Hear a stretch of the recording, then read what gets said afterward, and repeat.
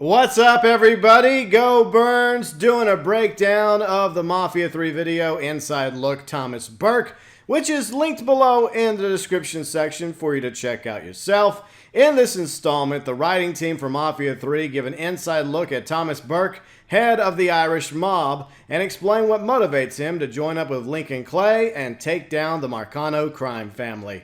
And if you want to check out breakdowns of these videos, the inside look videos for like Thomas Burke, Cassandra, Vito, are the trailer breakdowns I've done, the postcards, New Bordeaux Tribune articles, brochures, everything and anything Mafia 3 can be found in my Mafia playlist.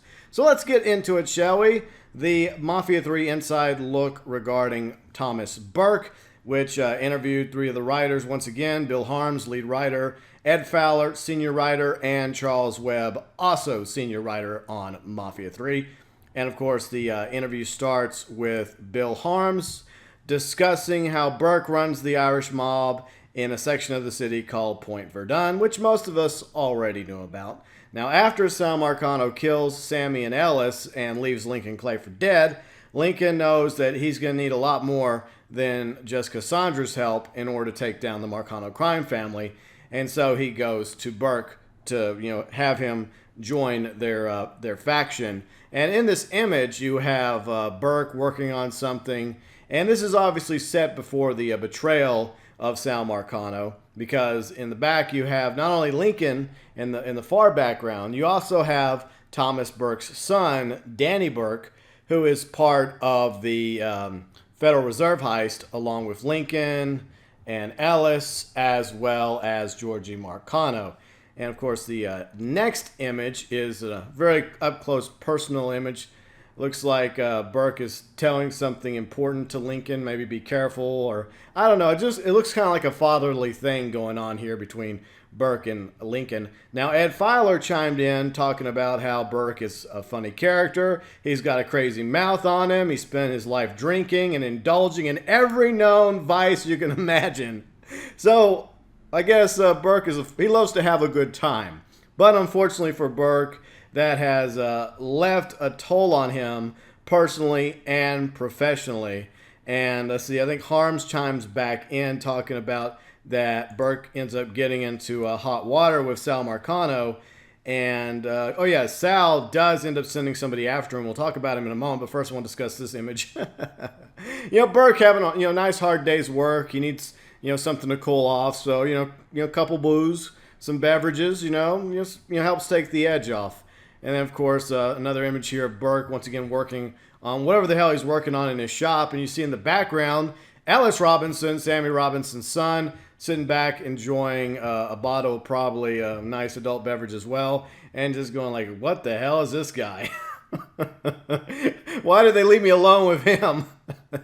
Crazy old Burke. Okay, here's the guy we were going to talk about. So when, in 1966, I believe from a previous information we have, I think it was one of the papers, or was it the Lincoln Clay case file, where a shipment of car parts and cars was seized, and Sal Marcano blamed Thomas Burke for this disaster because that was bringing in a lot of money.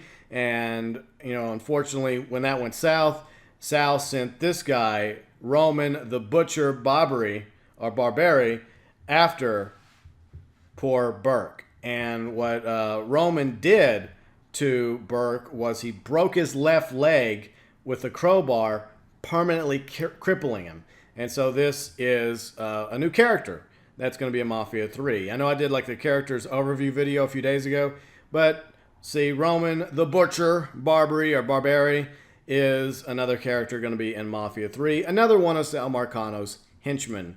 And, of course, an image of a nice walk through the scrapyard with Thomas Burke. And, of course, Charles Webb, the other senior writer, chimes in, talking about how Burke is at the lowest point in his life.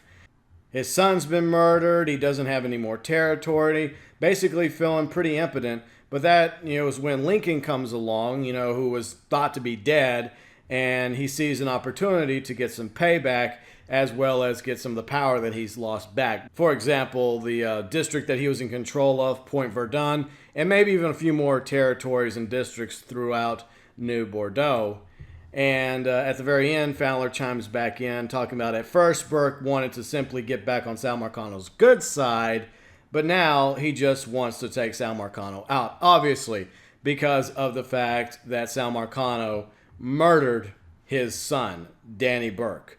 And it wasn't enough to, break his leg sometime earlier and take away all of Burke's rackets, but to murder his own son, that would leave any father, wanting some serious revenge against the Marcano crime family. So Harms chimes in one last time, talking about how Burke wants revenge, and in order to agree to be part of what Lincoln Clay is building, it's a condition that, he gets territory and he gets to exact revenge personally on the man that disabled him, who was, Roman the Butcher Barbary. So you're going to see Mr. Burke here going after Roman in Mafia 3, because obviously the guy made him a cripple, and it's time for some payback against him as well as the entire Marcano crime family when Mafia 3 arrives on October 7th to Xbox One, PlayStation 4, and PC.